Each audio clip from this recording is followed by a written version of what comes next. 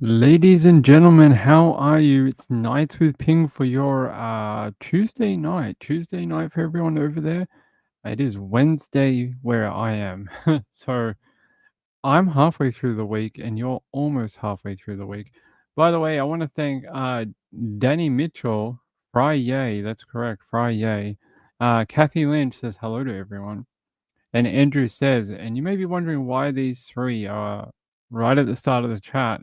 Well, YouTube released a new function for the chats. It's like a goal system for super chats or something. So they're asking everyone to test it out and asking creators to use it in their chats. I guess. I guess they're going to see analytics from it or something.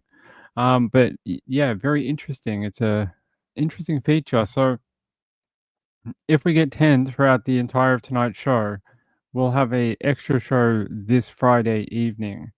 So that'll be your reward for that, because you have to give a reward. It's part of the setup for it. So there we go. Hey, good to see you, Lynn D, Laura T, Angela, Glitter. Good to have you. STL cards, April B. Who else is here? Sienna, uh, Rachel. Hey, Rachel, Mr. Danny, Andrew, Kathy. It's good to have you both. Um, so we start off the show with some very disturbing information out of Florida, as you may have seen in the thumbnail. We're going to watch something and then we're going to talk about it. Brutal. You should see this footage out of NBC South Florida. When I say bowling bags may be a real thing, like a bowling ball bag, yeah, that might be it. Hold on, let me grab it for you. All right, it's this one.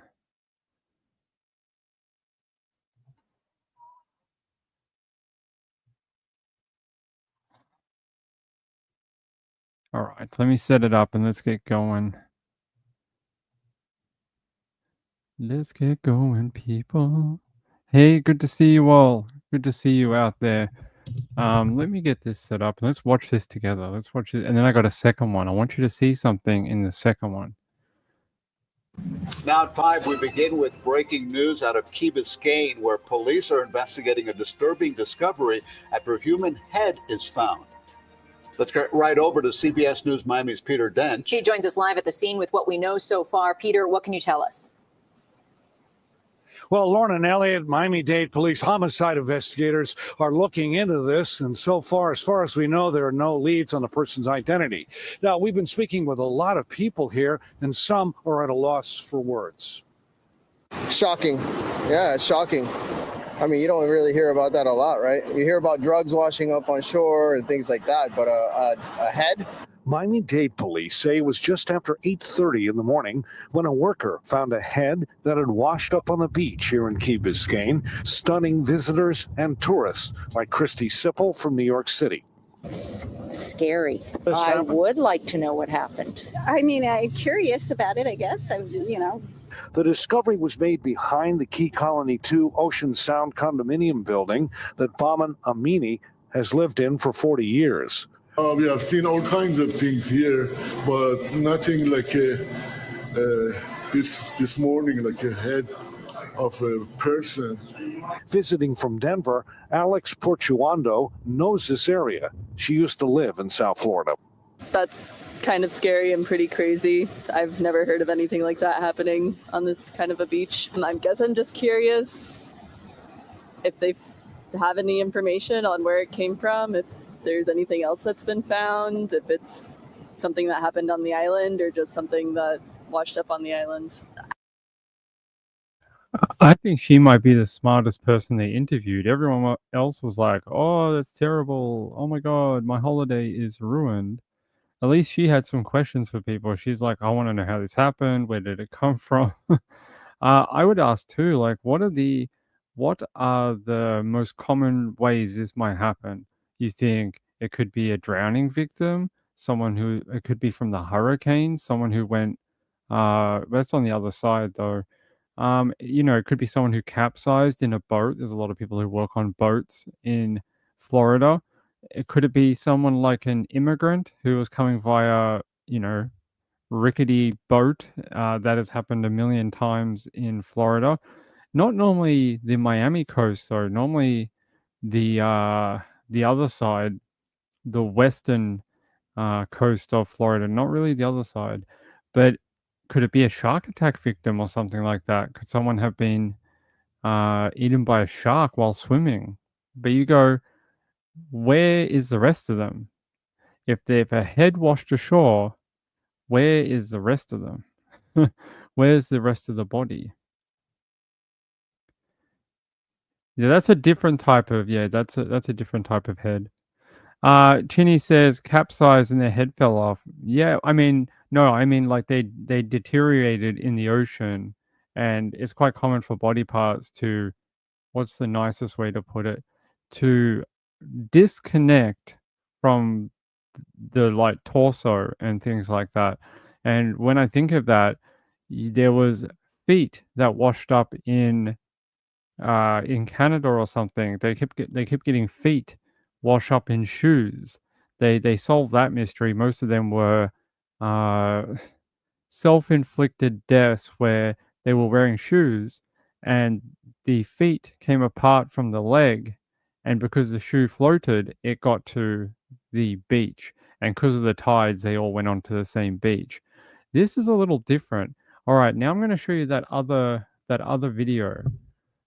This one's a little disturbing. It's nothing graphic, but you'll notice something, and it's just for your own, I don't know, viewership. All right, here we go. There's a bit of actually, there's a terrible sound. I'm going to mute this. Hold on. All right. So you see a cop and probably another detective. He's like, yeah, all right, I'll have a look. And they go under this tarp. And then he has a look and he's like, oh, okay, that's what we're dealing with. And he's like, maybe we have to rethink what we're doing here. And he's like, but wait. He says, over there, there's something over there. What is it? I don't know. But he's got a bag. Yes, a bag, a red bag. He's like, look, I have a bag. We'll be fine. And I don't know what he's saying to her. Probably something about like dinner plans. And then now the bag is full. It looks like he is carrying a bowling ball in that bag. So he is now carrying the human head. That is gruesome. Is that what people just do for their jobs? That's no body bag, no coroner. Just put it in a red bag and take it home like it's a side of beef. I think that's pretty gruesome. Rachel, thank you very much. Lynn D, you guys, and Laura T, you guys are all helping. I appreciate it. Thank you very much. Blaze says, my sons and I were on a lake and we found a body. First smelled it, then I walked over to some trees and saw it, called 911. That's actually very interesting. Why, if it had been out in the water for a while, you think maybe there would be animal activity, sharks, any other sort of predatory animal that'll eat scraps in the ocean. Not calling the human scraps, but there are predatory animals that, eat whatever they can find. You would think if there was a whole body somewhere floating in the surf or further out, you might see an increase in animals. But I find that weird if they just the head came ashore overnight. This apparently a worker found it 8:30 this morning. I still have some questions about where the rest of it is. Chinny says biohazard baggie. Yeah, I know, but it's normally when they do this, they may use that because it is a biohazard, but they normally bring out an actual body bag. It's some procedure thing, so it's odd that they don't have one. Kathy Lynch says body parts dumped from a boat. It could be. There was a murder in Florida a few years ago where a woman was chopped up and put into the water. She ended up floating ashore about a week later. They tried to weigh her down with concrete and it didn't work. She still floated to the surface and the tides brought her in. If that's the case, and we say, okay, it is a murder, again, the other question is, is someone going to wake up tomorrow morning and find the rest of it? Because that's, at least they found the. Actually, was there someone missing that was missing a head? I don't know why that sounds really familiar to me. There was someone missing that they found everything else but didn't find the head. I'm not even sure if it's in Florida, but I remember they found a body, but they couldn't find the head of the person. Well, it all goes to the ME, so I think they still have to follow procedure. At least as far as I know. I don't know fully for Florida. A more decorative satchel? Well, I think it's lucky they found that part of the person, because they should be able to do a DNA test. If they still have any teeth or something they can drill into, they should be able to get some sort of DNA. DNA is only handy if you have something to compare it to, but maybe they might be in the system. They might be able to get something. That's one way. And then they'll be checking missing person records. Has anyone been reported missing in the area recently? They'll be able to tell how far along that decomp is, how long they reckon that body or head has been in the water, and they'll be able to make an estimated timeline based on that. Could be a use for IgG. I don't know what IgG is. I probably know the full word, but I don't know what IgG is.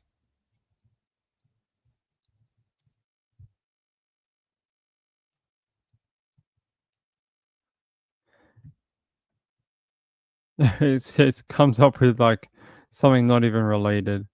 It's like it must be immunoglobulin. No, I don't think that's what we're doing. Or maybe it is. Maybe we're using immunoglobulin. Oh, it's genetic genealogy, investigative genetic genealogy. I gotcha. Yeah, they could send it to Othram, but I don't think they will. Not this quick, not this early. It would only be if they couldn't run it down in traditional, something like that. That's the way. Like they normally use investigative genealogy way later, basically when it becomes a cold case. Burnt Popcorn says, "I'm so glad I've already eaten." Sorry. That's white blood cells. Yeah, I think so. April B says, "I hope they can identify them." You would hope so. I was worried it might have been something like someone trying to cross from Cuba to America and their boat sunk and they drowned, and their body has become pulled apart by marine creatures, which does happen, unfortunately. Four Sons Mom says, "Not a good time for me to be eating my KFC." I'm sorry. I'm sorry. I promise I have more gory stuff. No, I don't have any. This is probably the goriest topic we have tonight. I just found it interesting because we've had that guy in Scotland a week ago where they found his head, and now we've found a head in Florida too. It's Halloween has not stopped. Apparently, it has continued. What is this? Angela says, "Why does it not bother me when I'm eating?" Because you become desensitized. You've watched far too much true crime. You need to go and pat a lamb or something. All right. So there's that. I hope they do find out, and I hope no one wakes up tomorrow with an arm, a leg, a torso out the front of out the front of their place. But yeah, worker found it. They said here, let's get rid of that. They said Florida officials launched an investigation after a severed human head was discovered by horrified beachgoers. They're saying it was just south of Miami Beach. They said Miami-Dade Police Department arrived at the beach around 8:40 a.m. after receiving multiple reports about a human head on the sand. You would hope there would be multiple reports. They're saying the head was originally found by a worker raking the beach. What? So they were raking the beach and they're like, "Wow, this is not kelp. This is not a branch. It's too large to be anything like that." They said the head was originally found by them. Police are working with the ME to determine the person's identity. A spokesperson for Miami-Dade Police said it's too early in the investigation to tell if it's a decapitation and how it became separated from the body. They're saying recent cases in the area, there is a teenager who went missing just off the coast of Miami on Saturday. They're saying the grisly find has rocked residents of the Barrier Island. There you go, him taking the head away. What is a little spooky about that? You can almost see through that bag and you can see maybe eyes and a nose or something. Pretty gruesome. They say we have seen all things here, but nothing like what we found this morning, the head of a person. It makes us scared to go to the beach that we love, according to a person who lives in a condo nearby. They said, it is shocking. You don't hear about that a lot. You hear about the drugs washing up on shore and things like that, but not a head. Yeah, I would figure not a head as well. Then yeah, other residents saying it's pretty scary for that to happen in their backyards, basically. Hopefully we get an update in the next couple of days that they have tentatively identified who it is. Danny says they rake the beach. Yeah, every morning they normally do it with a tractor, and the thing, it's square and has chains on it, and they run it up and down the beach to smooth out the sand and grab anything that's in the sand, like kelp, branches, stuff like that. They do that every morning. Rachel said, let's hope they can figure it out. I agree. I hope so. Because at the end of the day, that's someone who is missing from whatever life they used to lead. It could be, a young person. It could be someone else. Either way, their family will be missing them. Their family will be, even if it's a drug dealer, I'm sure that mama will be missing them. Let me see. All right. Okay. All right.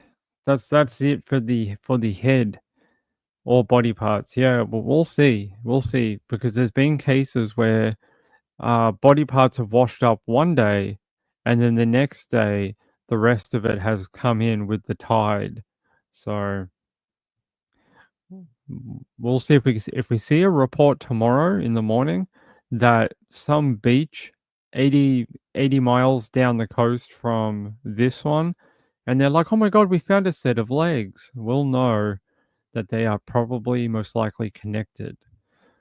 And then we'll find out more about who this might be. All right. We'll move on from that. Who's messaging me? Oh, it's Rachel. Thank you, Rachel, for liking the live stream. I appreciate it. All right. Where is my other link? So someone in the chat messaged me yesterday telling me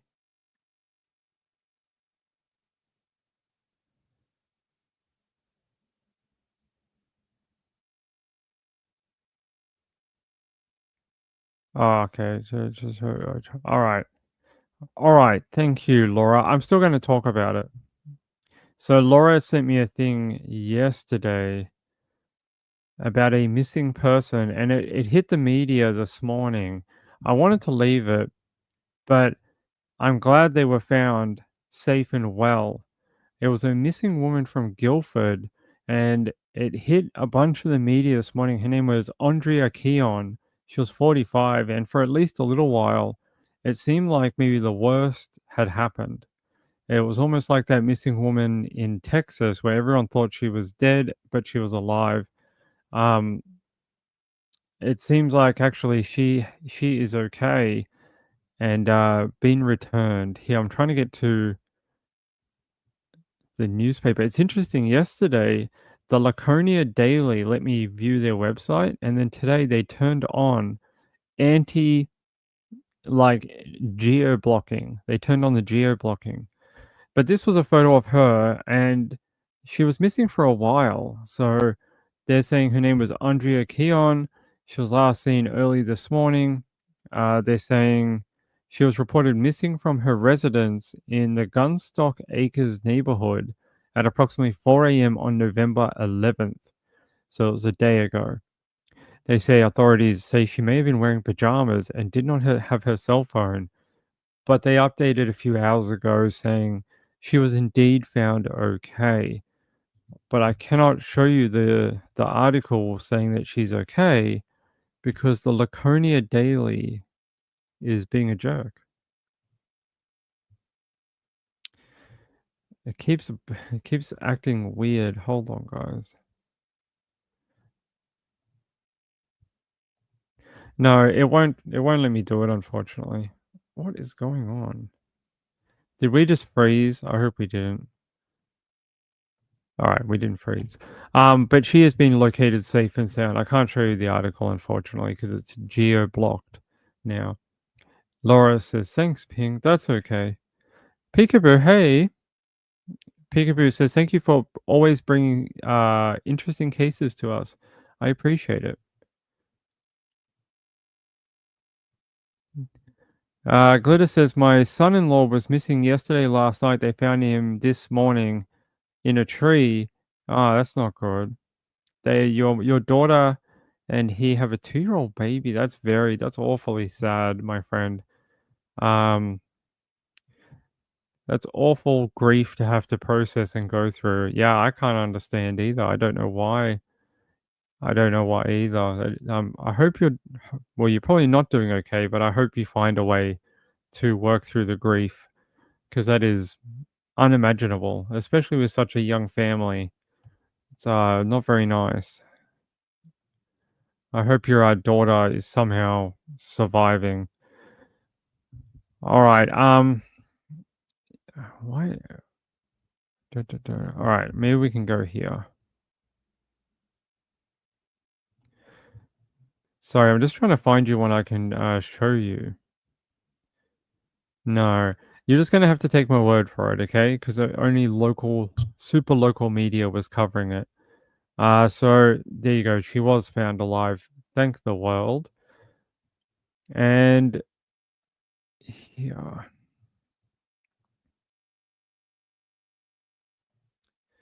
Nope, not Gallatin County. Come on, Lynx. You have to work correctly. Apparently, my browser is acting very slow for some reason. And I don't know why. Okay, here we go.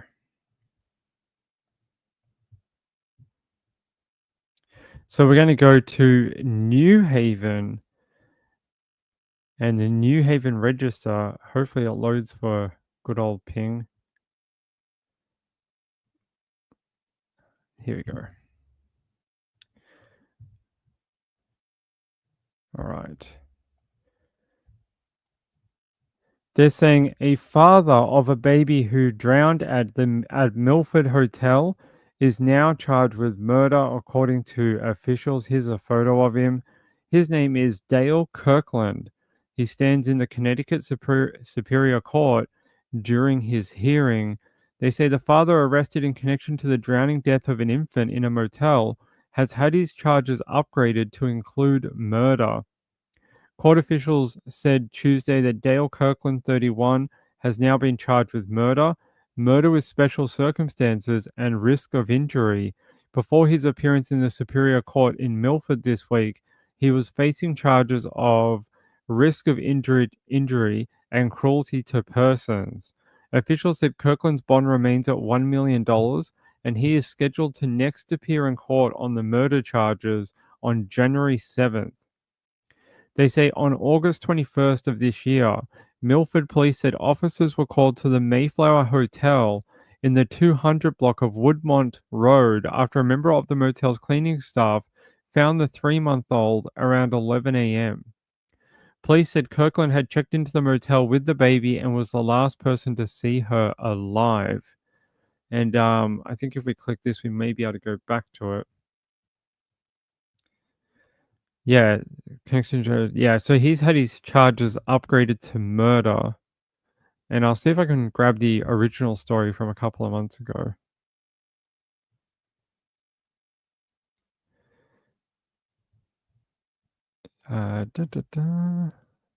If it'll load. Here we go. Let's go to NBC, Connecticut. This was when he was originally charged and the baby was found. Good afternoon, everybody. Thanks for joining us here at 4. I'm Kevin Nathan. And I'm Amber Diaz. The man suspected of injuring an infant who later died at a Milford motel faced a judge today. NBC Connecticut's Jennifer Cuevas joins us in Milford with new details from inside, or rather outside the courtroom. Jennifer? Hey there. Well, that arraignment here took just about 10 minutes. Dale Kirkland appeared virtually. He had a serious and rather emotionless face during the entire arraignment. Ask that the bond remain as such, Your Honor. I'm going to ask for an additional order that bond be posted only in court. 31-year-old Dale Kirkland was arraigned at the Milford Superior Court today. He is facing charges of risk of injury to a minor and cruelty to persons after an infant was found Wednesday inside a tub in the motel room where Kirkland had been staying. According to Milford Police, Kirkland checked into the motel on the evening of August 20th and checked out yesterday morning. The defendant was the last person to see that child alive, was the last person near that child. Ultimately, I checked into the motel with that infant and then checked out of the motel without that infant. According to the Bailiff Commission, Kirkland has been living in Connecticut for 9 months and working for FedEx. His bond was set at $1 million, but Kirkland's lawyer pushed for a lower bond, given Kirkland does not have a criminal history. Obviously, the allegations are serious, but no criminal record. I'd ask for bond be set amount of $100,000 cash or surety. The judge denied the bond reduction. We spoke to Eric Klobadans, who was at the motel when the baby was found. He says he's glad an arrest was made, but wishes more could have been done for the baby. I'm a parent, so that hits close to me. And I don't want to see nothing like that happen to any kids. Kirkland will likely be facing additional charges. His next court appearance is scheduled for August 28th. Well, he's now been in court a couple of times, including in September and October and today, including with that upgraded charges for murder and murder with special circumstances. So he's next back in court in 2025. I agree with you. He won't do too well in prison after doing that. No, not to a 3-year-old. He looks possessed a little bit. He looks like he's been up on the meth. He does. He looks like he's been using them bar salts, possibly. Yeah, I'm sorry to hear that, Glitter. That is not the news anyone wants to know. Trisha says, fed up of hearing about P. Diddy. P. Diddling. Ping and Grizzy is my drug. Thank you. I appreciate it. Hope one day me and Grizzy or Grizzly will be able to work together. I think our blunt humor at times would be funny. Hey, Natasha. Good to see you. Good to see you. By the way, when I was watching this story and the fact that they found the little kid in a hotel room or a motel room, it brought me back to a story that we were doing out of Lakewood, Ohio in July. I don't know if you remember, but there was a 17-year-old girl called Madison Rich, and she had been missing for a long period of time. And we were looking around the hotel. Someone from the chat, I can't remember who it was, but someone very kind from the chat rang the hotel for us and was talking to them about their daily rate. I can't remember who that was, but that was pretty interesting. How did he end up with the little baby? That's a question for investigators, yes. West side of Cleveland, that's right. Hey, Natasha. You remember her? Well, for once, very, very... here's a photo of it, by the way, just so it brings up people's memories. She had that spider web tattoo, and there's some different photos of her. We thought maybe she'd been not sex trafficked, but had been gone into the sex work, sort of game. So we thought that's why she was at the hotel. But the hotel was right next to a racetrack. But I have some good news that Last month, they're saying the Lakewood Police Department reported that they found a local teenager who had been missing for nearly 2 months. According to a press release from police, Madison Rich, 17, had been missing since August 15. That was August.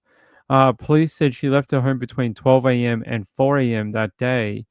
Police believe she was at the Express Inn on Northfield Road in Warrensville Heights on August 18. According to police, a ping to her phone showed her near the 19,000 block of South Miles Road on August 22nd, and then her phone turned off.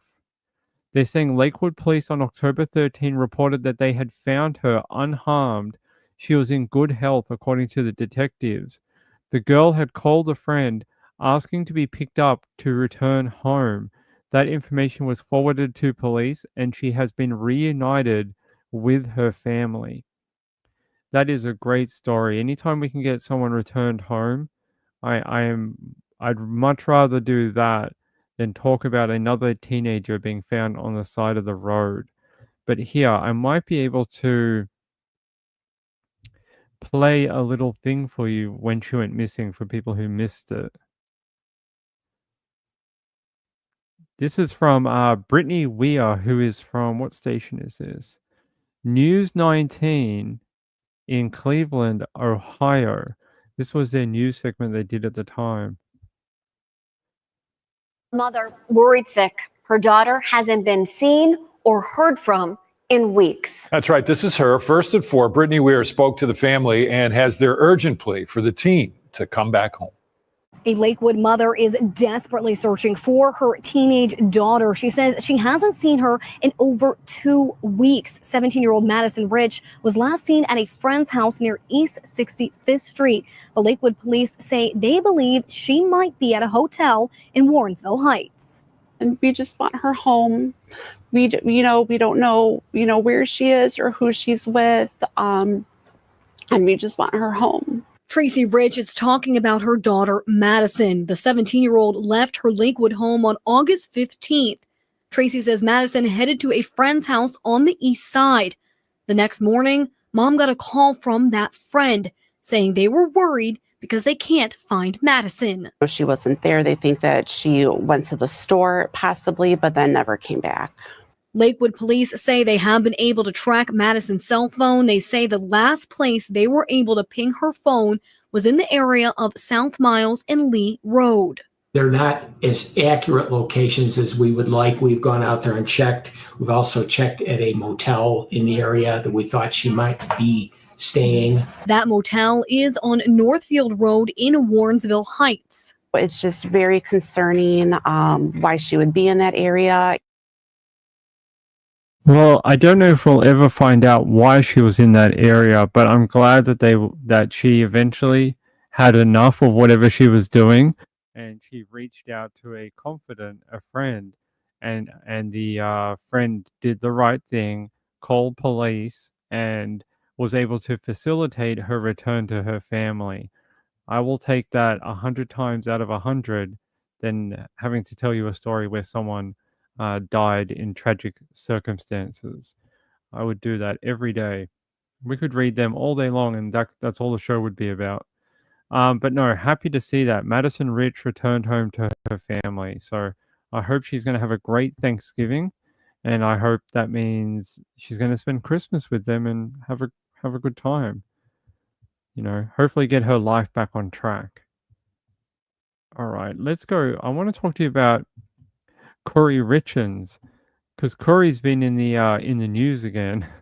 I feel like every time we forget about her, she's back in the news. So let me grab this. Yeah, let's go to KUTV2 news from Salt Lake City. If it'll load, we always say that. All right, here we go. Appearance scheduled for Cory Richens, the Utah mom accused of poisoning her husband with fentanyl. Charged with murder, among other things. A motion to reconsider bail and conditions of release will take place tomorrow. Kristen McPeak joins us live from Summit County tonight with what we can expect to see happen tomorrow. The courthouse here behind me is quiet now, but according to these documents, that motion will take place tomorrow at the courthouse. They will be discussing that reconsideration of bail and to possibly grant the release. That's what they were talking about the day before. Then this happened, and I think we'll all be very happy. A county mother and children's book author accused of killing her husband could face 2 separate trials. News specialist Garda Mejia live for us in Summit County with the latest in this case. Garda? Yeah, Mike, the judge sided with the defense in separating 4 mortgage fraud charges from the murder charges. It's a move that the judge believes could help keep the trial fair and not prejudice the jury. Now, there is a motion for bail that the judge denied. Ultimately, the court is not persuaded. Cory Richens will remain in jail as court proceedings continue in the murder case of her husband, Eric Richens. The judge denied her bail request, citing weekend ties to her children and a risk to witnesses. Substantial evidence supports the charge that defendant secured fentanyl and deployed it to kill another person, which is inherently dangerous conduct. But there was a win for Richens' defense as the judge agreed to drop 2 drug-related charges and sever 4 counts of mortgage fraud and forgery. This narrows a murder trial to 5 charges. Conduct that occurred before and sort of about the same time as the homicide are going to be part of the same trial. The judge also denied a request to have 12 jurors instead of 8, but agreed to hold jury selection in person. I think we need these people in front of us before we decide who we're going to put on this jury. So bond denied. They had been seeking to get her out of jail. I'm glad that that is not going to happen. She is an evil witch. She really is. And by witch, I mean the other one with a B instead of a W, because that's exactly what she is. She is a complete scumbag. To poison your husband like that and cause him in such a awful way a fentanyl overdose to wipe him out of this earth for your own gain is disgusting. It really is. I didn't see anything. No, I didn't. If you want to tell me what it is, I'll show everyone else. Mayor of Kingstown. That is true. Yeah, I know. She's basically Lori Vallow. That she's on the same level.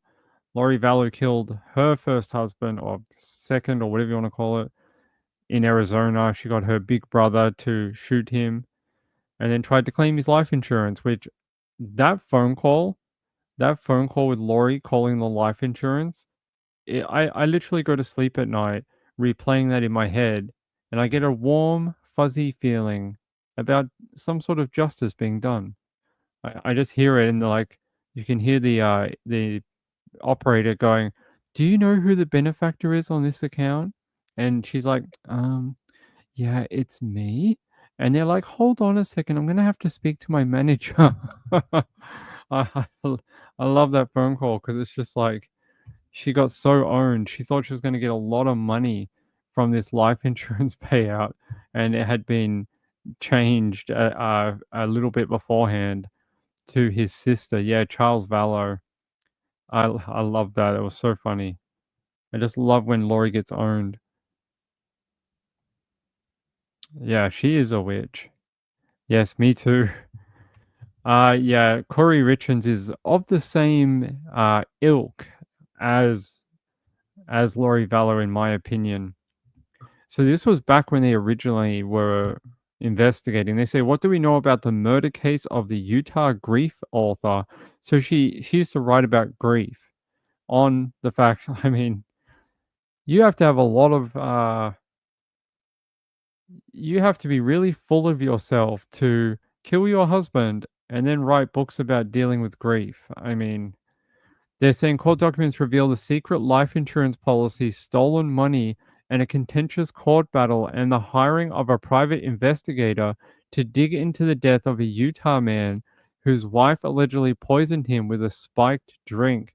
That wife is Cory Richens, or Richens, And she has been arrested and charged with killing Eric last year, that was in 2022, during a quiet celebration at their home about 40 miles southeast of Salt Lake City.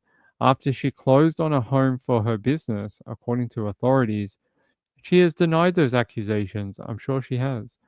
The medical examiner said Eric had 5 times the lethal dosage of fentanyl in his system when he died March 4, 2022.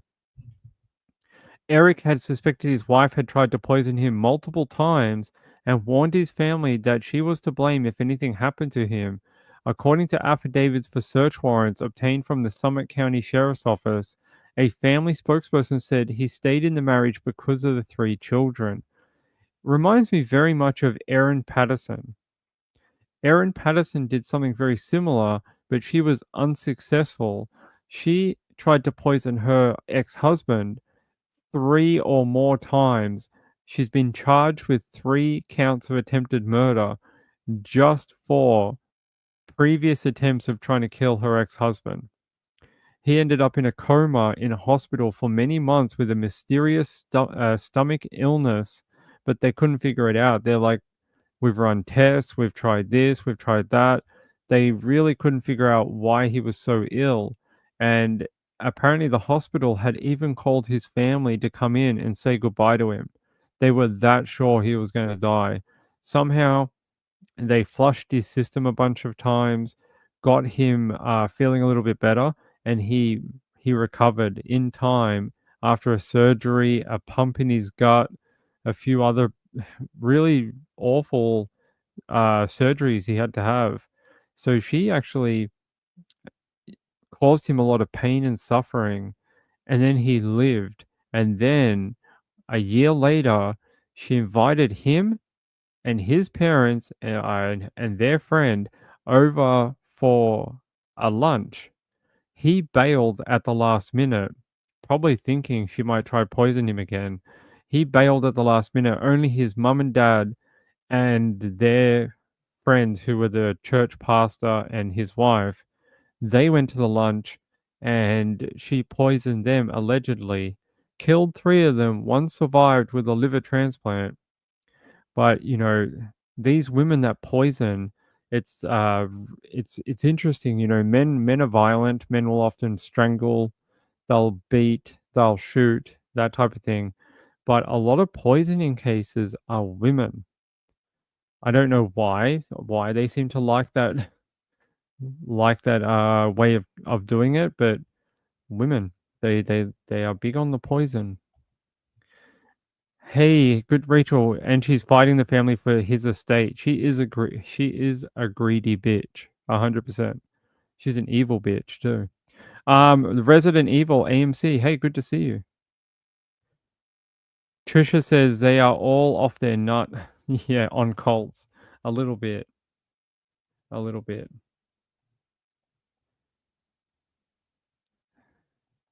Being sneaky. That's true. I think you're right. Angela says it's neat and tidy. You mean poisoning people? Well, it isn't well, sort of. Depends how they die. Poisoning can be very messy if you do it wrong. You can have someone that's throwing up out of each end all over your house if you're not careful. But yeah, I put her in the same veil as Lori Vallow, Erin Patterson, that type of thing. TYO Toy says Visine killers, antifreeze killers. Very similar. Spoken like a serial. Shh, don't tell people like that. They'll know. They'll find out. Can't have people finding out about that I'm really Dexter. I'm the guy who has the true crime show during the day, and at night I'm poisoning people with Visine. Retired RN says, I agree, not as bloody and messy. Wow, true. I just want Cory to go to court and hurry up with this trial and try and find some justice for her husband, Eric. He deserves more than what he's getting right now. Yeah, what was it? Cory Richens allegedly spiked Eric's drink with fentanyl, then wrote a children's book on grief after he died. Records reveal changes in life insurance policies before his death and estate battles after it. Yeah, you have to be a real wicked woman to be like, one, kill your husband, and then two, try to take the money from his family. I mean, hey, buddy, what's wrong? What? You want to come up? Come on. Just don't hurt my jumper. Come on. Come on then. Hey. You want to jump on Dad's lap? Come on. Hey, Muffin. Hey, look, Muffin's here. You guys don't get to see him that often anymore. And he never jumps on my lap. I don't know what's going on. This cat has never jumped in my lap in 10 years I've owned him or whatever. He just doesn't do that. Hey, Muff. Hey, buddy, what's wrong? There you go. So there's my cat, if you have never seen him before. Hey, buddy, what's wrong? He is not a lap cat, I can tell you for a fact. Yeah, he's like, get out of my chair. Yeah, he's like, Dad, that's my chair. Hey, buddy, what's wrong? What's wrong? Do you want some food or something? Hey, bud. I don't think there's any way you can sleep on the desk right now, boy. You can sleep on Dad's lap if you want. We're going to talk true crime. Do you want to do that? Yeah? Just don't claw Dad's nice hoodie or Dad will get mad. Hey. What are you doing? You can't eat that. All right, guys. Yeah. Marf, you going to hang out with us? We're going to talk about Cory Richens. Yeah? All right. Yeah, he's hanging out. All right, here we go. Let's keep going. Yeah, like I said, you have to be a real piece of work to try and steal money from a dead man. A dead man that you caused to be dead, but yes, allegedly. All right. Let's move on from that. That's your update. She's been denied bail, thank the Lord. And hopefully she ain't ever getting out. That would be a good resolution. All right. Madison Rich. Hey, buddy, what are you doing? Guys, give me 1 second. I'm going to go give him some food because otherwise he's going to knock half the computer off. All right, hold on. Just let me go give you some biscuits. Say hi to everyone. Say hi. Say hi, Muff. Hi, Muff. Hey, Muff. Look, you're the world's most famous cat right now, hey? Hey, do you want some biscuits and then you can go to sleep, have a nap? All right, buddy.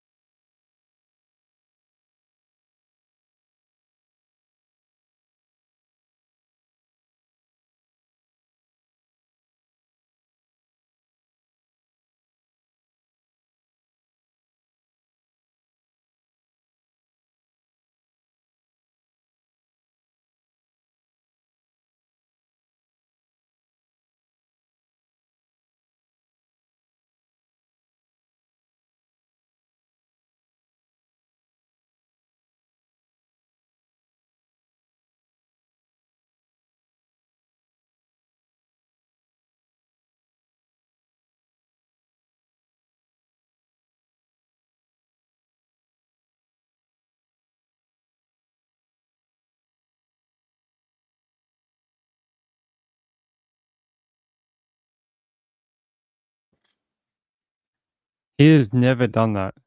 He is not a lap cat, so he must have really wanted some biscuits. Okay. Let's keep going. Let's talk about more true crime. You know, there was a guy arrested yesterday in Australia. Are we muted? Oh, it's okay now. Yeah, it flashed. I don't know why. Eric will be doing a live on Curry soon. He just got a big document dump. Yeah, I'll come watch Eric. I'll email him about that Curry thing. Marlene says, "How is the weather for late spring down here?" It's actually today was raining all day. Today it's raining all day today. But it's pretty good. It's not too hot right now. I think we've had a couple of 30-degree days, and the rest have been pretty average. Okay. So I wanted to show you that a man had been arrested for the death of that woman in Penrith. Hold on, man.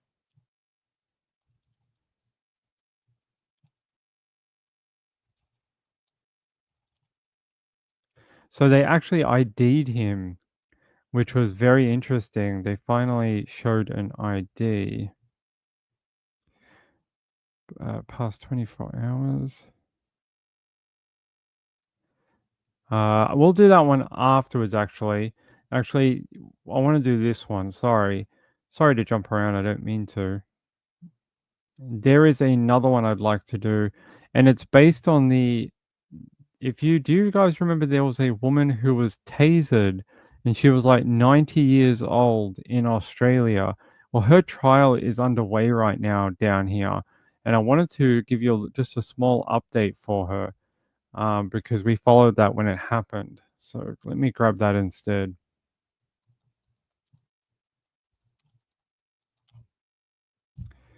Yeah, so apparently the court today was shown footage of what actually happened to her. And I think that would be interesting if we talk about it again. So her name was 95-year-old Claire Nowland. And yeah, 95 years old, and they tasered her. She ended up falling backwards and hitting her head, and she died in hospital from her fall after being tasered. Past 24 hours. Yeah, here. So let's go to 7 News in Sydney. Distressed family members have rushed out of court when bodycam video was played to a jury showing the moment a 95-year-old woman was tasered by a police officer. Constable Christian White could be heard saying, "Got her," as Claire Nowland fell to the ground. She died a week later. For the past 18 months, they have waited for this very moment to know exactly what happened to Claire Nowland. We just have a very aggressive resident. She's got 2 little knives that she picked up from the kitchen drawer and raising them against the staff. Senior Constable Christian White was one of the officers who responded to that 000 call from Claire Nowland's Cooma nursing home, confronting the 95-year-old who was still armed with 2 knives. "Put it down now. We're not wielding knives in here," Christian White could be heard saying on his body cam. "Stop. Now you see this? This is a taser. We're not playing this game, Claire. Claire, put it down. Stop now. Don't let me give you another warning." "Bugger it," he said before discharging his taser.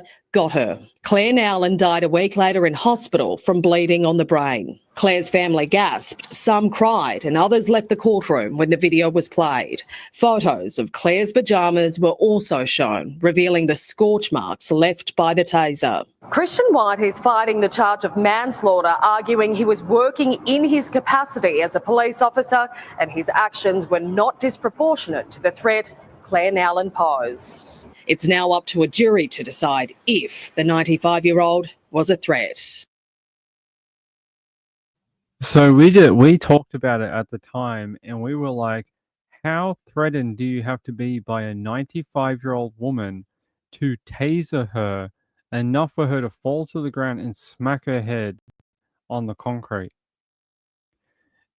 We talk, and this, like, I back up police 95% of the time, but this guy was not working in his capacity like he says. There's a difference between being under threat by like someone with a gun or a knife and you have to act. That's very understandable, right? We know that's what cops have to do. We see it every day. But to taser a 95-year-old woman and you weren't willing to look at any other options. This is a woman who walked with a walker. She wasn't mobile. She couldn't walk on her own. She used a walking, what do you call those little square things? A walker. And she had 2 little knives from the kitchen in her hand, and she was using a walker to advance on them. She was advancing at literally 0.1 kilometers an hour. Very, very, slow.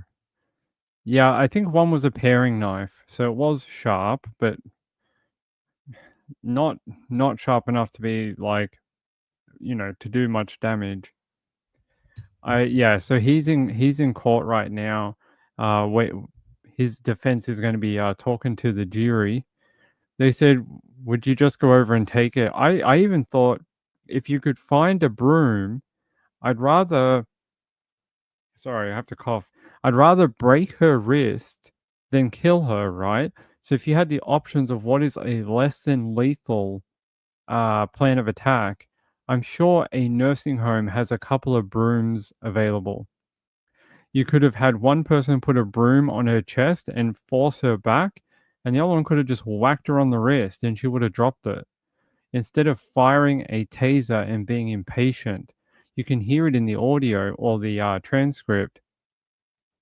He's like, "This is a taser. If you don't put those knives down, we're gonna have to taser you." And then all of a sudden he said, "Bugger it," and fired on her with the taser.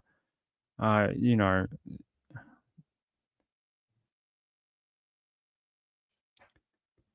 I'm pretty sure the jury's gonna. I don't know what they're gonna do actually, but she was a dementia patient in a home. She may not have even understood what he was talking about.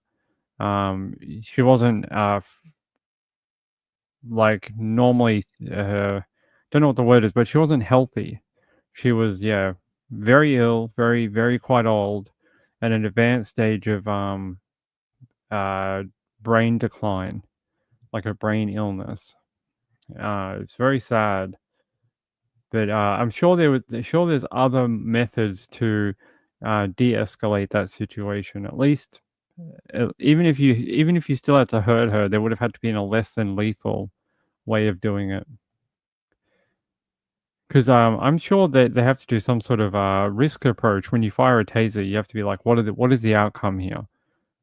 Because like she wasn't like running at them with the knife. That's different. If you're a cop and someone's running at you with a knife, you shoot them. Of course you do. You shoot them, and if you kill them, you kill them. Like, that's just how it is. But this is not quite that. Four Sons. Sundowners. Sundowners. Did we talk about that before? Large man, just take the knives. It's called sundowner. Older people get confused in the evening and the night. I've never heard of that. What is it called? Sundowner. Can't say I've ever heard of that. I know some of the other ones, but sundowner.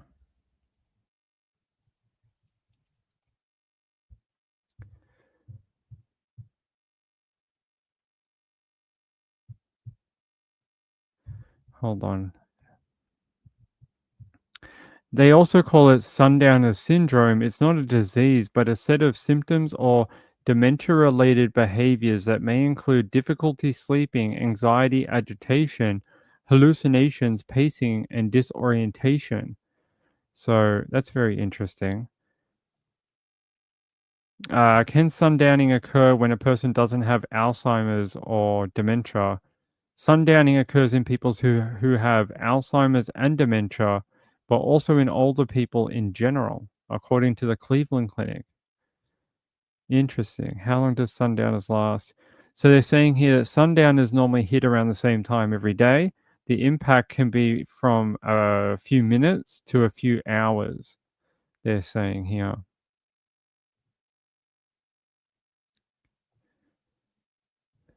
Huh, interesting. Yeah, that does sound similar to what she may have been going through, being that she didn't quite know where she was, and for some reason was in the kitchen of her nursing home at 4 a.m. in the morning. Because I can't imagine another reason for a elderly woman to be in the kitchen at 4 a.m. in the morning. They grow tired and start losing it by evening. Thanks. I had never heard of it before. I appreciate everyone's input. I'm a DNA detective. Very common with dementia. My mom had it. Okay, I didn't know. It's very interesting. I'm glad everyone's input. Thank you. No, she went into the kitchen. That's where she got the knives. So they obviously have an eatery or like a cafeteria style eating area. And somehow she made it into their kitchen cooking area. She was probably making herself breakfast. Maybe. Ah. Okay, so let me show you some more stuff from when this originally happened with Claire. So everyone gets a more rounder idea. We saw a little bit there. Let's go back to when it happened originally, if I can find it. Yeah, here. So this is when she passed away, unfortunately, a few days later. The elderly woman who was tasered by a New South Wales police officer in the state's Snowy Mountains region has died in hospital. The announcement came just hours after the officer who tasered her at her nursing home in Cooma was charged. Let's go to reporter Ariana Levy, who's been following the story. Good morning to you, Ari. We learned of Mrs. Nolan's passing late last night. What can you tell us? Good morning, Lisa. It's certainly right. Some pretty tragic news that's come out of this incident. So late yesterday evening, we learnt from police the passing of 95-year-old great-grandmother Claire Nowland. Now, they confirmed she had died peacefully, surrounded by friends, family and loved ones. Now, Mrs. Nowland's family has been by her bedside in Cooma Hospital since last Wednesday after an altercation had unfolded between herself and New South Wales Police. Now, officers were called to Yalambi Lodge, an aged care facility that's run by the local council there in Cooma, where Mrs. Nowland had been a resident of that facility for more than 5 years. That followed reports that that staff had seen Mrs. Nowland carrying around a serrated steak knife. So those two responding officers that turned up at the facility had reportedly seen Mrs. Nowland approaching them very slowly with that serrated steak knife as she was holding her walking frame. In response, the senior constable Christian White, who was the responding officer, had fired his taser at Mrs. Nowland that had caused her to fall down and fracture her skull. She was transported to Cooma Hospital and remained in a critical condition over the last week or so. But this is an incident that has rocked much of the local community, even making international headlines. Mrs. Nowland was a well-known member of the local community, having previously volunteered at charity-run organisations. She even notably celebrated her 80th birthday by skydiving over Canberra, which was reported by the ABC. Most recently, in the last recent years, Mrs. Nowland had been suffering from dementia. However, we have heard from the police minister, the state's police minister, Yasmin Catley, who has responded in a statement to this incident after the announcement last night. She says, on behalf of the New South Wales government, they offer their condolences to the friends, family and loved ones of Mrs. Nowland. It has also asked and requested for privacy for the Nowland family as they can. I'll leave it there, but there's that original video when she passed away last year in hospital, unfortunately. I know, to make it to 95, it's an achievement, right? I think most of us would be very proud and happy to make it that far. To make it that far, you must have done something right to skip all the falling off of buildings and getting hit by cars and other things that get people, wily coyotes and road runners and things like that. We'll see what happens with the trial. Skydived at 80. Well done. Or she did, or you did. Both of you, great. I'm happy with you. No, I think it was her, right? I think there was a skydiving thing for her. I love seeing older people do that type of stuff. I think it's great. I think if you can, I could never do it. I know I could never skydive. I am too much of a wuss to go up there and then jump out of the plane. My brain won't allow me to do it. It just says this is the wrong thing to do. You're supposed to stay in your seat and not jump out of airplanes. So I am very, very proud of anyone who can do that, because Ping can't. My brain does not let me. It says you're supposed to stay in the aeroplane. You're not supposed to jump out of it. You're not Pierce Brosnan. Both of your grandmothers lived to 93. It's a hell of a life. It's a hell of a life to live. And if you make it that far, you should be, you've done something right and you should be very thankful. All right. So let me take you out while we're doing the Australian cases. This one that we were talking about, where a woman was found bloodied and dead in a Penrith hotel room over the weekend. They're saying a former kickboxer has been charged with murdering his partner after her body was discovered with multiple stab wounds inside a Penrith hotel room. That's where I got the room from. Officers from Strike Force Marie on Tuesday charged Darren John Berry, 53, with one count of murder after the body of Shirley, her last name is pronounced, it's spelt so, but I'm not sure if that's how you pronounce it, was found at the Pullman Hotel on Sunday. There's a photo of Darren John Berry. He's been charged with the murder of that woman. They're saying Berry, who fought under the monkier Hacksaw, that's his fighting name when he was a boxer, kickboxer, was found in the same room as Shirley with cuts to his arms, and he was taken to Westmead Hospital in a critical condition, but has since recovered. Oh, so he had, cops have a name for this type of injury after someone murders someone, and it's a very derogatory term, but it basically means you're a sook, like you're a wuss. They call them, like, I can't remember the exact phrase, but there's a name for it where someone tries to make themselves look really injured, and then they go, "Oh, we were having a fight, and look, we both got injured," or they're like, "I'm gonna, leave this world voluntarily," and they like give themselves like a paper cut, and they're like, "Look, I'm dying." That's basically what he did. They're saying the hotel is located in the Panthers Leagues Club precinct, which is huge. I actually grew up near Penrith in Sydney when I was younger, so I know that area very, very well. The Panthers League Club used to be tiny. Used to be like one little like club. It is monstrous now. They have added so many different buildings and businesses to that area. Yeah, I can show it to you. So the Pullman is here. So the Pullman Hotel is here. Panthers Leagues Club's over here, but this entire precinct is basically part of their entertainment thing. And then you got I Fly Down Under. It's like a indoor skydiving, and they've got a Harry's Cafe de Wheels, which they serve very famous meat pies that cost a fortune and aren't that great. I've had them before. And yeah, Panthers Leagues Club. So that's a rugby league club for our American friends. That's like saying, this is the 49ers entertainment building. Very similar, but it's a rugby league, not... Is that the Regatta? No. Regatta's on the other side. And there's the Pullman Hotel where they found her dead. So there you go. There's the area. So if you zoom out, you can see this is an Nepean. We talked about the Nepean the other night in the death of the 15-year-old boy. Well, it connects all the way out here in Penrith from very far away. Like, we were way far south, like down here somewhere. And it connects all the way up here into Western Sydney, far Western Sydney. And there you go. There's a bit of the overview of where it is. So this is the hotel. And yeah, Panthers Leagues Club.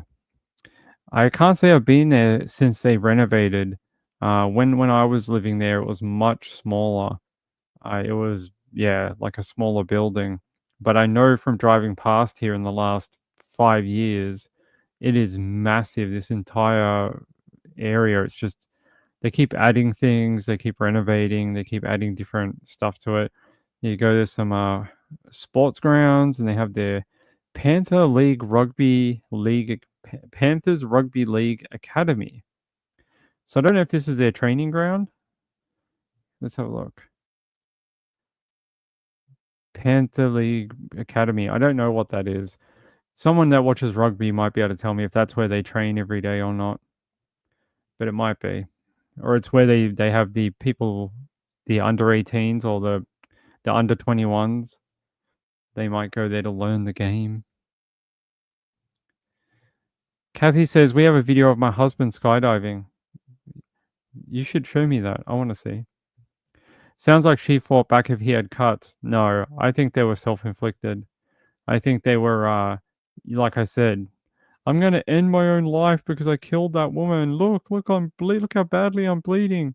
That's what happened. I don't think she fought back, unfortunately.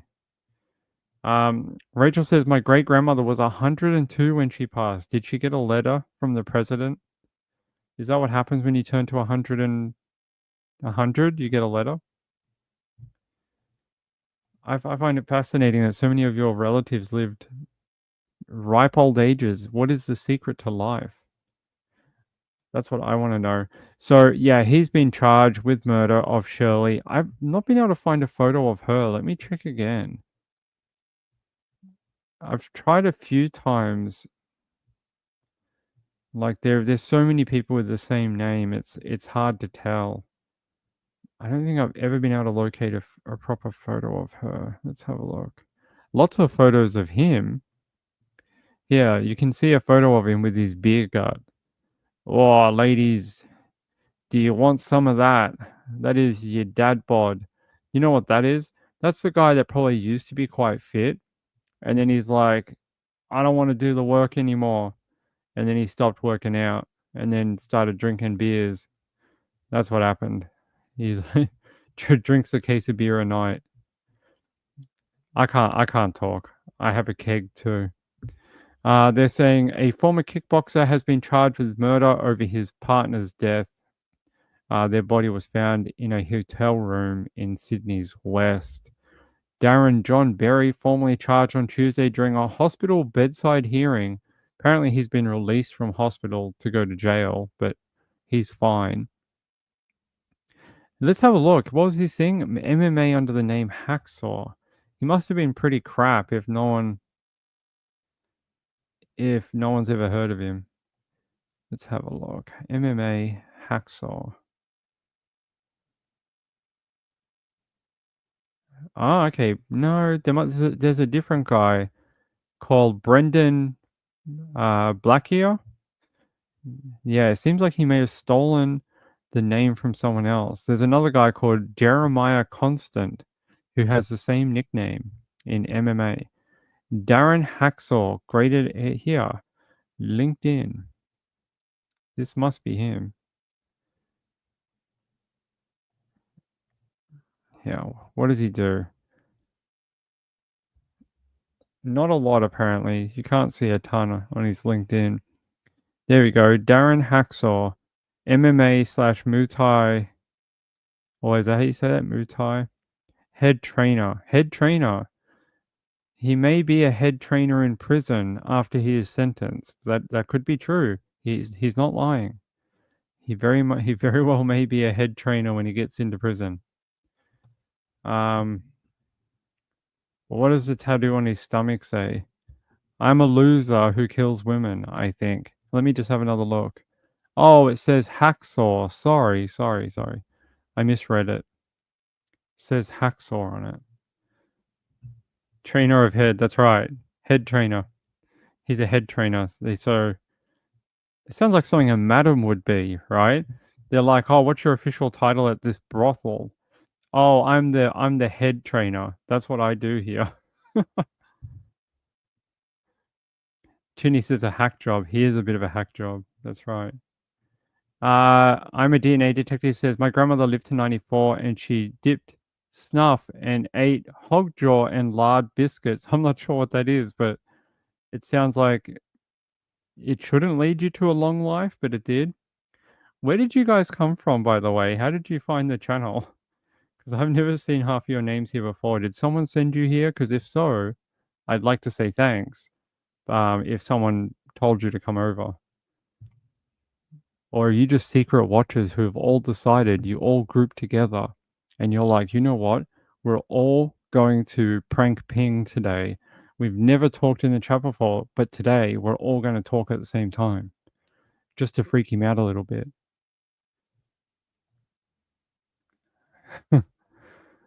No, not a loser. All right. Yeah, so he's been charged and another woman unfortunately dies. It's not the news we ever want to hear. I think these partner murders are happening so frequently. It's almost like people have got used to them and they're just like, oh, another woman died? Oh, okay. Sure. Okay, we'll read about the next one next week. That's sort of how it feels like. All right, let's keep going. So what was our other one? We had one more for the night. Laken Riley. And I found this very interesting. So the man accused of murdering Georgia nursing student Laken Riley has chosen to forgo a jury trial and has decided to have a judge-only trial. That is very interesting, and it's a interesting tactic. Does he think it doesn't matter who the jury he got, they'd all hate him? It's very interesting. His name is Jose Ibarra, right? If I'm pronouncing that completely incorrectly. Let me load up this and we'll watch it together. Nope. Come on. There we go. And the breaking news at noon, the man accused of killing a nursing student jogging on the University of Georgia campus is waiving his right to a trial by jury. I'm Rick Fulbaum. And I'm Lana Harris. Less than an hour ago, a judge granted Jose Ibarra a bench trial in Laken Riley's death. So Atlanta News First reporter Chelsea Beimfour is live at the Athens Clark County Courthouse. Chelsea, you were in the courtroom when that announcement came down. Fill us in.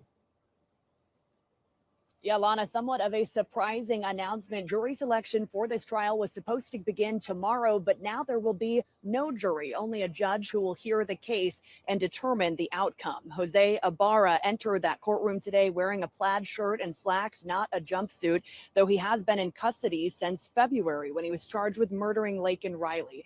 Authorities say Ibarra is from Venezuela, living in the United States illegally. Today's hearing was brief and began with a special prosecutor telling the judge that the defendant had waived his right to a jury trial and that the state and defense are both in agreement to move forward with a trial by judge only.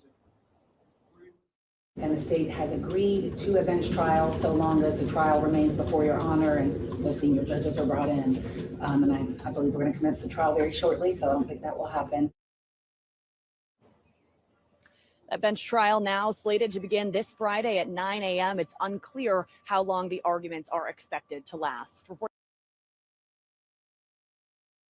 And we'll cover that as well on this channel because what happened to that poor girl, it's indescribable. She was just doing, everyday activity, going for a jog, and some absolute monster decided to attack her, and that's the only way to describe him. There is no other descriptive word. And I hope the judge doesn't fall for any of his BS. Like, you can't be like, well, I was walking down the path and this woman tripped into me and I decided to kill her because, that was the only way I could defend myself. It doesn't work like that. And I don't think opting for a judge trial only is going to do anything for him. JDR says judge trials are less likely to have a guilty verdict, in my opinion, but I'd love to see the stats on that. I think this particular case is quite watertight, and if this got to a non-guilty or not guilty verdict, I would be extremely shocked. I think that there's enough here to put him away. No problems. So this week we decided to, so last week we did a whole run of early shows. This week, we're testing out the late show, and we're sort of comparing the numbers and seeing what is better, because there can only be one until next winter. So we're trying to see what numbers make sense. I can do either. It's just it can only be one. So we're trying to figure it out because it doesn't make sense otherwise.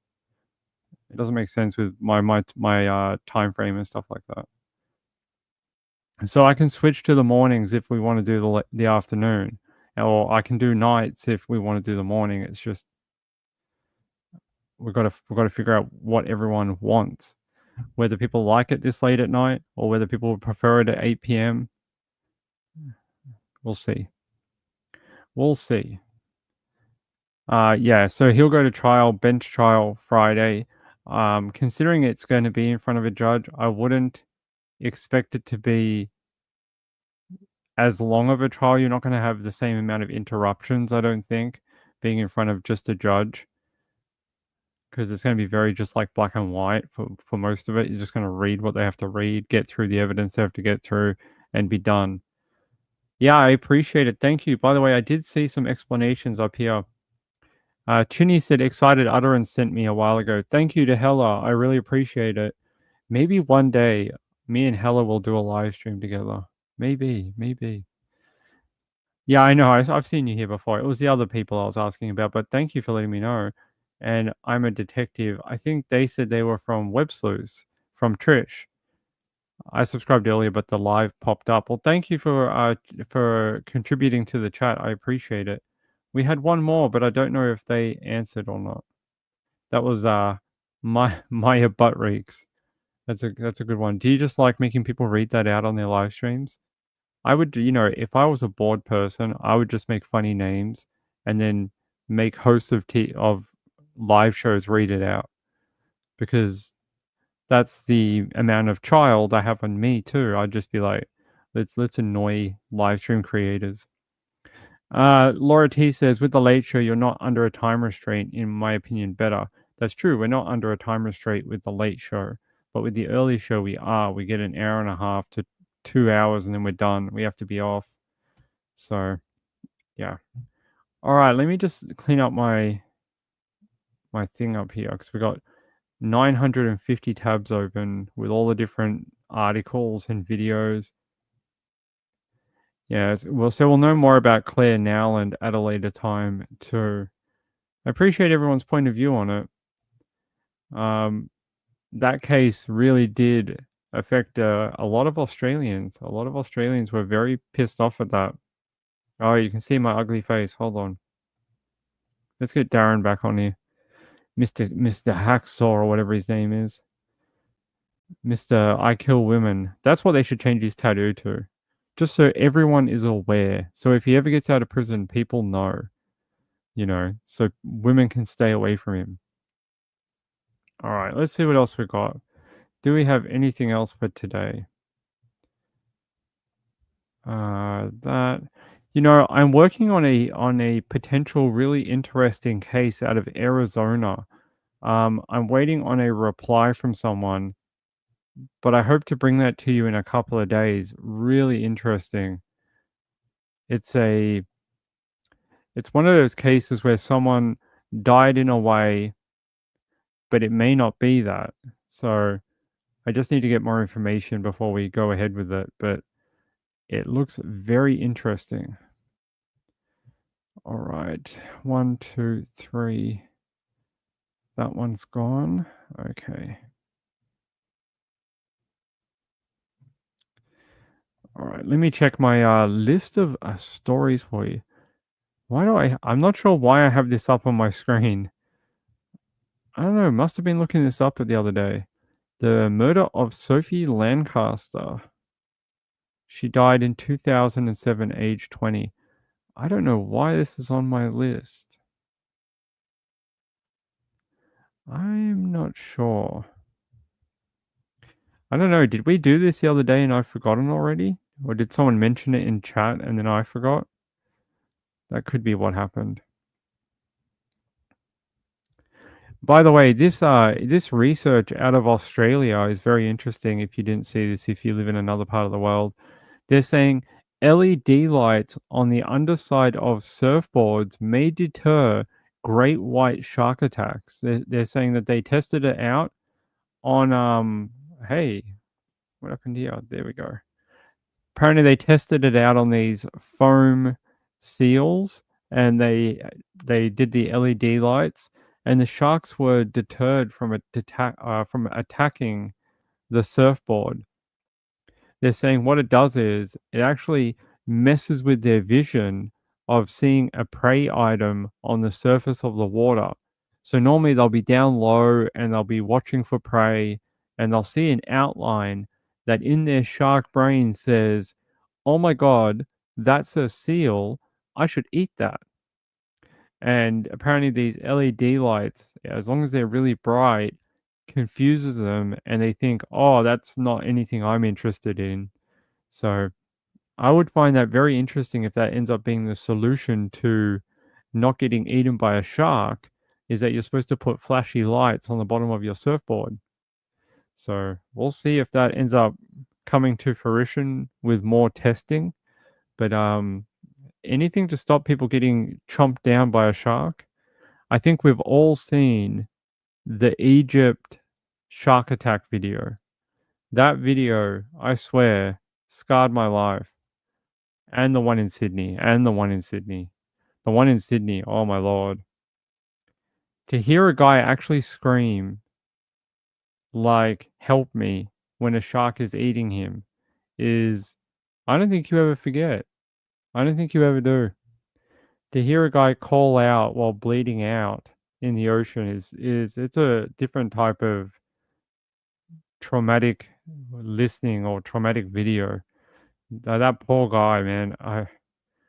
The sad thing is, there's nothing anyone could have done. What can you do? What can you do? There's a guy out off the rocks, and there's a giant great white shark eating him. I don't know what you can do to help him. You don't have a boat, you don't have a gun, you don't have a spear, you don't have anything to make the shark go away. Kathy says, I haven't seen it. I would not watch it if I was you. I would never watch it. It's Ping's warning to you. If you want to keep your sanity, I would just never watch it. It is brutal. The one in Egypt might be more graphic, but the one in Sydney, the audio is more graphic. It's more a psychological trauma, like an audio trauma. But the one in Egypt is extremely graphic. You see the shark basically swim around, bite him, flip him around in the air, and then the shark comes around again and is basically like, okay, I'm done playing with my food, and just starts eating him. Like, he comes up on his shoulder and he just starts like chomping him like this. And you just see the shark head just going, all right, I'll just eat you all right now. And you just see it like swallowing whole parts of his arm and his shoulder, and he's just getting eaten. Like the guy's like, help, and the shark's just eating him. There's not much you can do. I wouldn't. It never leaves my brain. Either of them. None of them. They don't leave my head. Yeah, I think, like I said, the one in my stomach, I gotta eat soon. The one in Egypt, like I said, is more visually graphic. The one in Sydney is more, it's like a mental trauma, because you're hearing the guy like scream out, and it's so muffled, and you can tell he's in pain, and he's losing consciousness and stuff. It's very hard to listen to. That guy in Sydney just chose the wrong time to swim across that area. Never has anyone ever seen a great white in that spot, ever. And it just happened to be a giant great white there this one day in Sydney. Just, I don't know, just came in from the ocean or something. All right. Yeah, like even people who have been fishing there for decades said they've never seen this. They said they have seen sharks, but they've not seen a great white. All right, let's head to Indianapolis. Let's go to Indianapolis, and I want to go here. Let's go to WTHR. We are working to learn more about a bizarre death investigation here in Indy at a Planet Fitness on the south side. Yeah, a man was found dead in a tanning bed there yesterday. Matthew Foltz is live outside of that Planet Fitness with more on what we've learned about this. Good morning, Matthew. Yeah, good morning to you both. We know that this man was reported missing on Friday after coming here to the gym. However, he wasn't found until Monday morning inside of the tanning bed here. And keep in mind, this was all while the gym was open over the weekend. And the biggest question this morning is, how did this go unnoticed? Now, I want you to take a look at your screen. This is 39-year-old Derek Sink, who was found dead Monday morning here at the Planet Fitness. Family members tell us that Sink was a loving man, but also struggled with drugs. They tell us that there was a needle also found in the room with him. Many people taking to social media overnight questioning how employees could let this happen. One man writing, quote, "I wondered what was going on because it smelled weird and they had a tanning bed blocked off today when I was there." Now, right now, Metro Police aren't saying much in their investigation other than that they are investigating a death here. Planet Fitness also says they are working with the franchise owner of this location to work to determine what happened. Now, Sink's family also tells us that they hope moving forward, Planet Fitness will have more stricter cleaning policies as well as more end-of-the-day checkups by their employees in hopes of preventing this from happening again.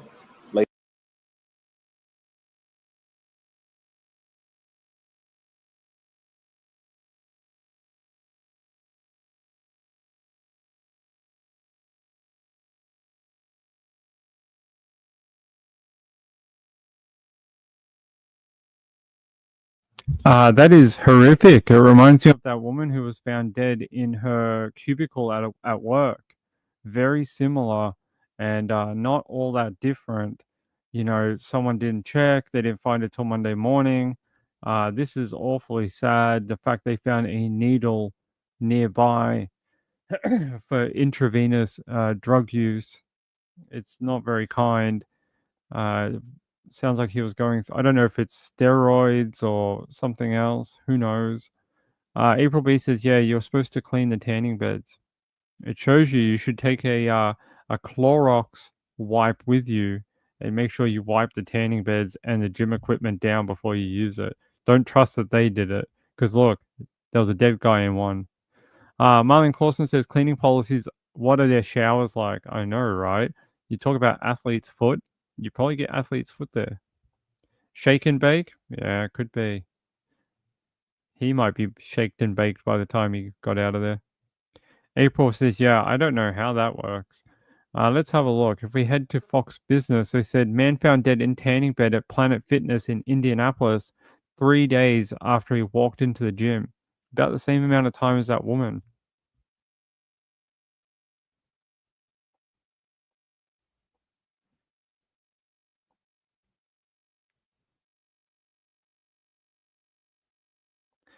Yeah, sorry. They're saying here an investigation is underway to determine what led to the death of a man whose body was found inside a tanning bed 3 days after he entered a Planet Fitness in Indianapolis. Just before 8:30 a.m. on Monday, the Indianapolis Metropolitan Police Department received a report of a body found at Planet Fitness. The Marion County Coroner's Office identified the man as 39-year-old Derek E. Sink. According to the police records obtained by 13 News, Sink's family last had contact with him on Friday and they reported him missing on Sunday.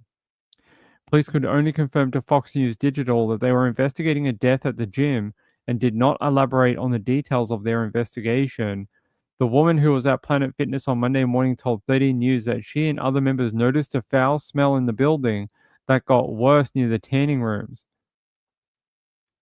So you didn't go and check it or anything? Like you didn't want to go and unlock the door and knock on the door and be like, "Excuse me, sir, is everything all right? You smell like dead body." I find that very strange. They say Sink's family told 13 News that he had struggled with drugs and a needle was reportedly found in the room with him, while his aunt told the news station he was wearing an ankle monitor that helped investigators determine that he never left the gym. Planet Fitness released a statement to Fox News Digital confirming the death and shared their condolences. "We were deeply saddened by the passing of one of our members, and the franchise owner is working with the local authorities in their investigation. At Planet Fitness, we have robust operational brand protocols in place." Why not just say we have a standard operating procedure? Don't have to make everything sound so wordy and like you put it through AI. You don't have to be like, "Yes, we use Chat GPT for this. We are very tech savvy." We are working closely with our local franchisee to ensure that they are upholding these brand protocols.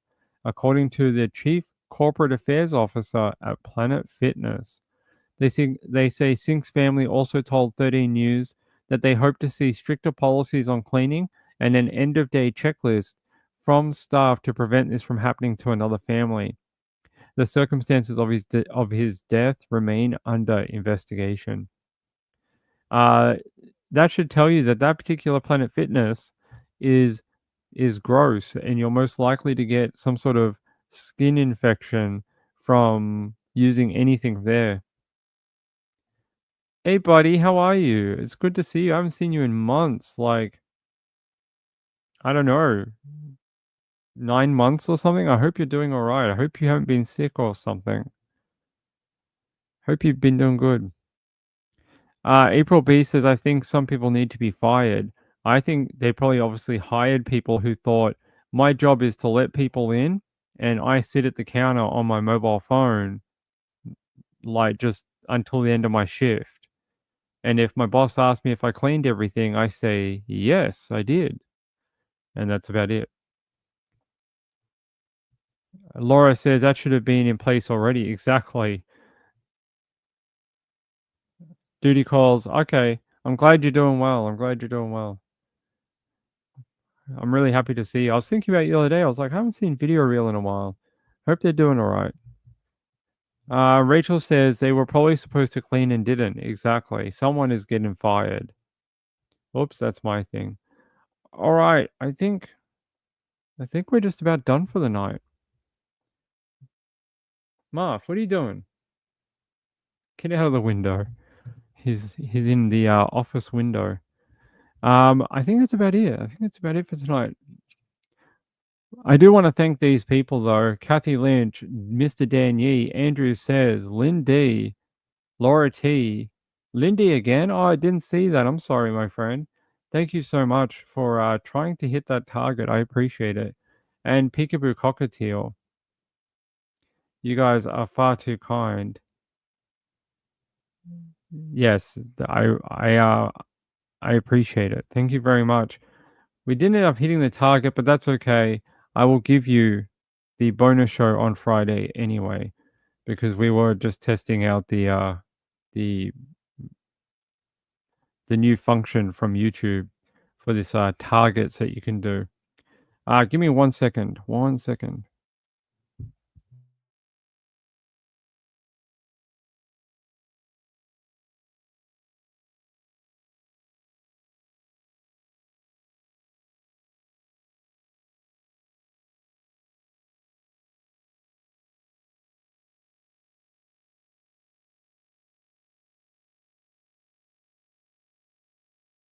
By the way, some people left some comments, so our comment system is still not great. So I do want to say hi to some people that leave comments for me. I want to say hello to Pandagram. Good to see you in the comments. I want to say hello to my friend Amy007. Good to have you. Blaze says Jody H was one of the first missing cases I followed as a young woman. It's so sad she is still missing. I agree. A friend of mine, Ed, has done a video on his podcast about her on his channel, Unfound. Okay. Thanks, Blaze. I'll look into your friend from Unfound.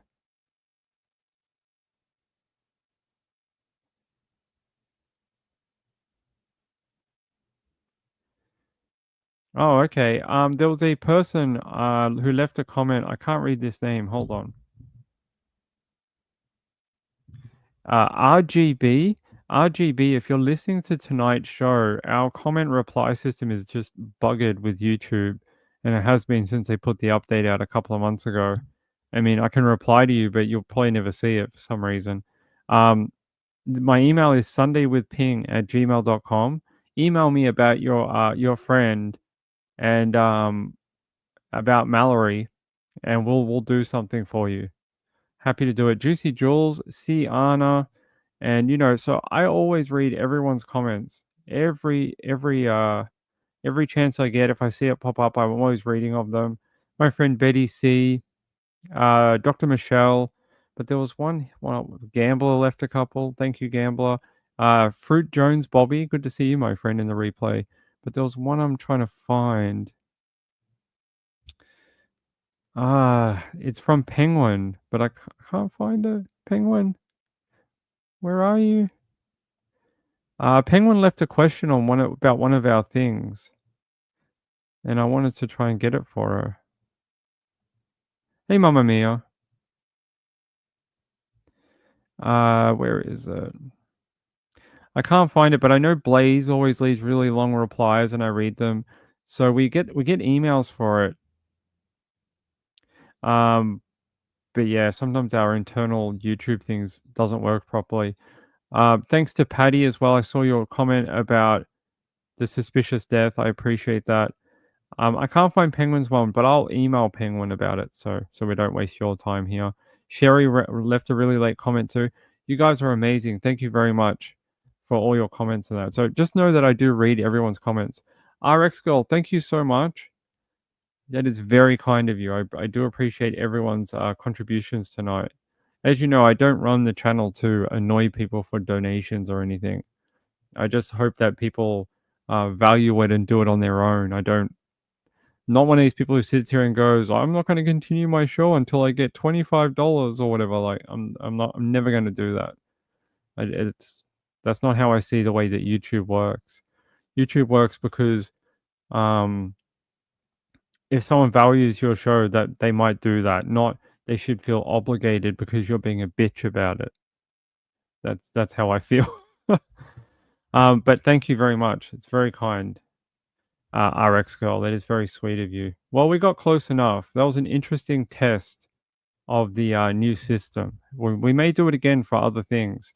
But all these people, Kathy, Danny, Andrew, Lindy, Laura T, Lindy again, Rachel, Peekaboo, and RX Girl, all these people will go into the raffle. So the raffle next month in December, we're giving away a limited edition hoodie, one of one. We're making one. We're making one to give away. That's it. I'll have this design, be a little altered. This is the flat design. We've changed it now so it looks like it pops out of the t-shirt. So you will all get a raffle entry for that as well as a bonus show on Friday. So yeah, so thank you for that. You all get an entry, and if you want to enter that raffle, you can find those links in the description for this show. Have a great night. I'll see you here tomorrow, same time tomorrow, and we'll do another late show for everyone. Good night, everyone. See you later. Keep safe out there. It's a crazy world. Do you see the stories we talk about? Bye. Love you all.